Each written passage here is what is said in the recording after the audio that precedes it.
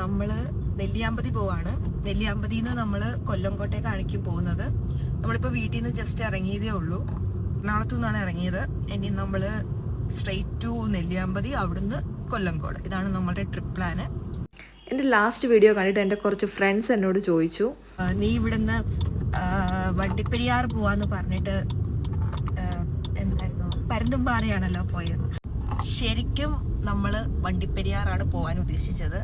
ആ ട്രിപ്പ് നമ്മൾ പോകാൻ ഇറങ്ങിയപ്പം ഞാനത് ലൈവ് റെക്കോർഡ് ചെയ്തായിരുന്നു. അപ്പോൾ അതിൽ വണ്ടിപ്പെരിയാർ പോകാനായിരുന്നു നമ്മുടെ പ്ലാൻ. അപ്പോൾ പോകുന്ന വഴിക്ക് നമ്മൾ ജസ്റ്റ് ഒന്ന് പരുന്തുംപാറ കയറിയിട്ട് പോകാമെന്ന് വെച്ചു. അപ്പം നമ്മൾ ജസ്റ്റ് ഒന്ന് പരുന്തുംപാറ കയറിയപ്പോൾ അവിടുന്ന് നിയർ ബൈ ലൊക്കേഷൻ ഇട്ടപ്പോൾ അടുത്തൊരു നല്ല ലൊക്കേഷൻ കണ്ടു. പിന്നെ അവിടുന്ന് നിയർ ബൈ ലൊക്കേഷൻ ഇട്ടപ്പോൾ അടുത്ത നല്ലൊരു ലൊക്കേഷൻ കണ്ടു. അപ്പം നമ്മളിങ്ങനെ പരുന്തുംപാറ കയറി അതിൻ്റെ അടുത്ത ലൊക്കേഷൻ അങ്ങനെ പോയി. അതുകൊണ്ടാണ് നമ്മൾ എത്തേണ്ട സ്ഥലത്ത് എത്താണ്ട് പരുന്തുംപാറ കറങ്ങിയിട്ട് തിരിച്ചു വന്നത്.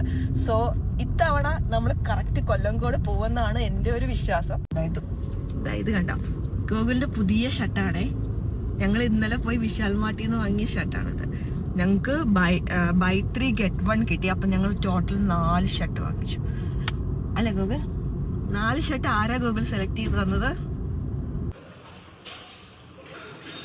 ഇപ്പം നമ്മൾ ഈ പാസ് ചെയ്തുകൊണ്ടിരിക്കുന്ന ഈ ടണലിൻ്റെ പേരാണ് കുതിരാൻ ടണൽ. തൃശ്ശൂർ ജില്ലയിൽ നിന്ന് പാലക്കാട്ടേക്ക് പോകുമ്പോഴാണ് ഈ ടണൽ കാണുന്നത്. 1.6 കിലോമീറ്റേഴ്സ് നീളമുള്ള ഈ ടണലാണ് കേരളത്തിൻ്റെ ലോങ്ങസ്റ്റ് ടണൽ. ഇതാണ് ഞങ്ങളുടെ tiny travel partner Jocko baby. ആളൊരു കാർ ഭ്രാന്തനാണ്. Yes, the story starts now. അപ്പം നമ്മൾ വനത്തിലോട്ട് കയറാൻ പോവാണ്. ഇനി ഫുൾ കാടായിരിക്കും. പോത്തുണ്ടി ഡാം പാലക്കാട് ജില്ലയിലെ നെന്മാറ നെല്ലിയാമ്പതി റൂട്ടിലാണ് ഈ ഡാം സ്ഥിതി ചെയ്യുന്നത്. ഞങ്ങൾ ഇറങ്ങിയത് നല്ല സമയത്തായിരുന്നു. നല്ല അടിപൊളി മഴയായിരുന്നു. മഴയ്ക്ക് മുമ്പ് മാക്സിമം സ്ഥലങ്ങൾ കണ്ടു തീർക്കണമല്ലോ. അതുകൊണ്ട് ഡാം ഗാർഡനിൽ കയറാത്ത ഡയറക്റ്റ് ഡാമിന്റെ എൻഡ് പോയിന്റിലേക്ക് എത്തി.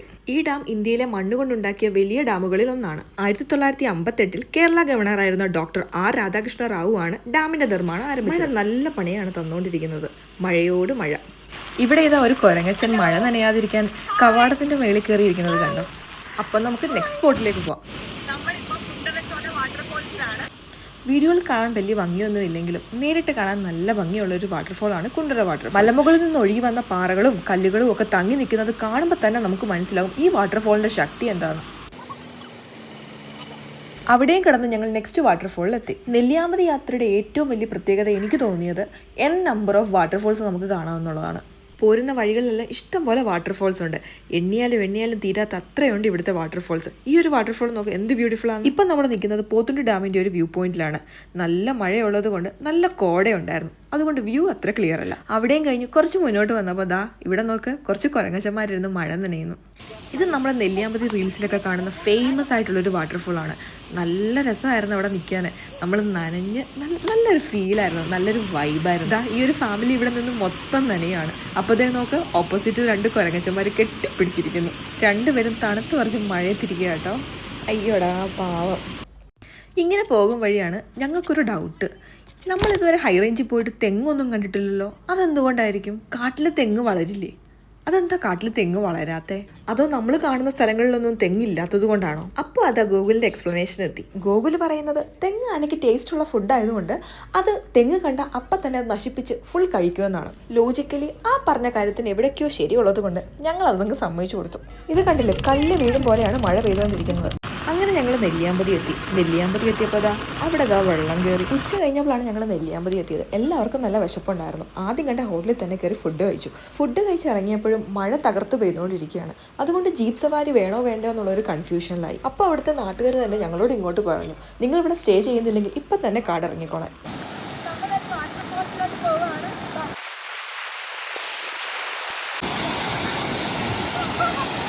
ഞങ്ങളെന്തായാലും കറക്റ്റ് സമയത്താണ് കട ഇറങ്ങിയത്. കുറച്ച് കഴിഞ്ഞപ്പോൾ അങ്ങോട്ടേക്കുള്ള എൻട്രി ഒക്കെ ക്ലോസ് ചെയ്തിരുന്നു.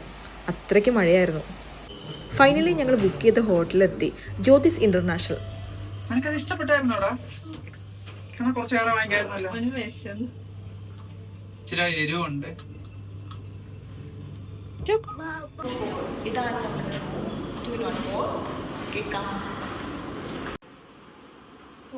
ഇതാണ് നമ്മളുടെ ബാത്റൂം.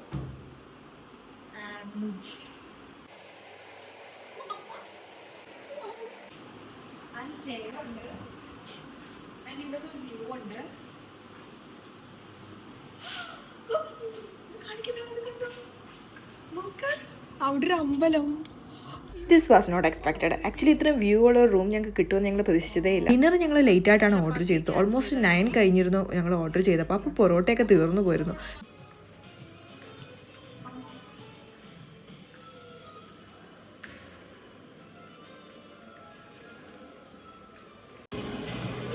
ഇത് ഫുള്ള് വുഡിലാണ് ചെയ്തിരിക്കുന്നത്.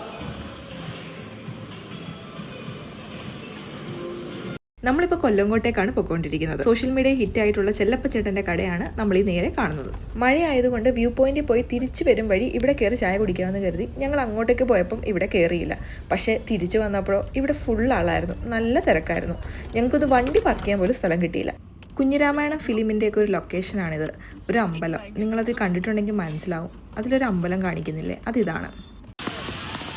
നിറയെ ആൽമരങ്ങളാൽ ചുറ്റപ്പെട്ട ഈ ക്ഷേത്രത്തിന്റെ പേര് ചിങ്ങഞ്ചിറ കറുപ്പുസ്വാമി പ്രകൃതി ക്ഷേത്രം എന്നാണ്. വിനോദസഞ്ചാരികളും ഗ്രാമവാസികളും ക്ഷേത്ര ദർശനത്തിനായിട്ട് ഇവിടെ എത്തുന്നുണ്ട്. പാലക്കാട് വന്നിട്ട് അവിടെ മറ്റൊരു പ്രത്യേകത എനിക്ക് തോന്നിയത്, ഇവിടെ എല്ലാ അമ്പലങ്ങൾക്കും കുളമുണ്ട്. ചെറിയ അമ്പലങ്ങൾക്കാണെങ്കിലും വലിയ കുളങ്ങളുണ്ട്. ഇന്ന് കാലാവസ്ഥ അല്പം മെച്ചപ്പെട്ടിട്ടുണ്ട്. ഇന്നലത്തെ അത്രയും മഴയില്ല. ശ്രദ്ധിച്ചു നോക്കിയാൽ അങ്ങ് ദൂരെ മലയിടിക്ക് വെള്ളം ഒഴുകുന്നത് കാണാൻ കഴിയും. ഇപ്പം നമ്മൾ എത്തിയിരിക്കുന്നത് പെരിങ്ങോട്ടുശ്ശേരി കളവും അതിനോട് ചേർന്നുള്ള കൃഷിയിടവും കാണാനാണ്.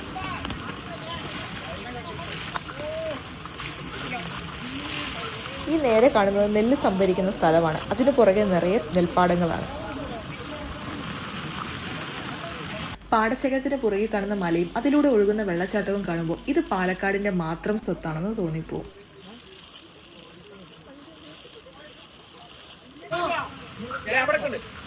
ഞാൻ നിങ്ങളോട് പറഞ്ഞില്ലേ ഇവിടെ വന്ന നമ്പർ ഓഫ് വാട്ടർഫോൾസ് കാണാമെന്ന്. അത് നിങ്ങൾക്ക് ഈ ഒറ്റ മല കണ്ടാൽ മനസ്സിലാവും. നോക്ക് എന്തുമാത്രം വാട്ടർഫോൾസ് ഇവിടെ ഉണ്ടെന്ന്. ഞാൻ അവിടെ നിന്ന് ചെറുതായിട്ടൊന്ന് എണ്ണി നോക്കാൻ പറ്റുമോ നോക്കി കേട്ടോ. മേളത്തെ റോയിൽ കോടയ്ക്കിടയിലൂടെ ഞാൻ ഒരു 10 എണ്ണം എണ്ണി. അത് താഴേക്ക് വരുമ്പം 20ഉം 30ഉം 40ഉം ഒക്കെ ആവുന്നുണ്ട്. കാറ്റത്ത് നെൽച്ചെടികൾ ഇങ്ങനെ ആടി ഒലയുന്നത് കാണാൻ പ്രത്യേക ഒരു ഭംഗിയായിരുന്നു. അതിൻ്റെ ഇടയ്ക്ക് ചെറിയ മഴയും കൂടെ. സൂപ്പറായിരുന്നു കേട്ടോ വ്യൂ.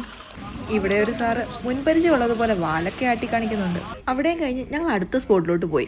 ഇത് ശരിക്കും ഞങ്ങൾ യൂട്യൂബിൽ സെർച്ച് ചെയ്ത് പോയതാണ്. പക്ഷെ ഇവിടെ വലിയൊരു സ്കാമാണ്. നമ്മൾ ഈ പോകുന്ന വഴിക്കൊക്കെ അവർ നോ പാർക്കിംഗ് ബോർഡ് വെച്ചിട്ടുണ്ട്. അതിൻ്റെയൊക്കെ അടിയിൽ കേരള പോലീസ് എന്ന് എഴുതിയിട്ടുമുണ്ട്. കേരള പോലീസ് ഇത് അറിഞ്ഞിട്ടുണ്ടോ എന്നൊന്നും എനിക്കറിയില്ല. പക്ഷേ almost at the end of this road ഒരു പേ ആൻഡ് പാർക്ക് ഉണ്ട്. എൻ്റെ ഒരു അനുമാനം ഈ ബോർഡിന് പുറകിൽ ആ പേ ആൻഡ് പാർക്കുകാരനാവുമെന്നാണ്. അതുകൊണ്ട് നിങ്ങൾ ഈ വീഡിയോ കണ്ടിട്ടാണ് ഇവിടെ വരുന്നതെങ്കിൽ ഇതൊന്ന് മനസ്സിൽ വെച്ചേക്കണം. നമ്മളിപ്പോൾ കൊല്ലംകോടിന്റെ മെയിൻ വ്യൂ പോയിന്റിൽ എത്തിയിട്ടുണ്ട്. നല്ലൊരു പാടശേഖരമാണ് ഇവിടെ. 40 രൂപ പാസ് കൊടുത്താലാണ് നമുക്ക് ഈ നെൽപ്പാടം വിസിറ്റ് ചെയ്യാൻ പറ്റുന്നത്. 40 രൂപയ്ക്ക് ഈ നെൽപ്പാടം വിസിറ്റ് ചെയ്യണമെന്ന് അത്ര നിർബന്ധമൊന്നുമില്ല. കാരണം നമ്മൾ വരുന്ന വഴിക്ക് ഇഷ്ടംപോലെ നെൽപ്പാടങ്ങൾ നമ്മൾ കാണുന്നുണ്ട്. ഒരുപക്ഷെ നെല്ല് വിളഞ്ഞു കിടക്കുന്ന ടൈമിൽ പാസ് വെച്ച് ഇവിടെ കയറുന്നതിനൊരു മീനിങ് ഉണ്ട്. ടൂറിസ്റ്റ് സ്പോട്ട് ആയതുകൊണ്ട് ഇവിടെ കുറച്ച് കച്ചവടക്കാർ അങ്ങും ഇങ്ങുമായിട്ട് ഇരിക്കുന്നുണ്ട്.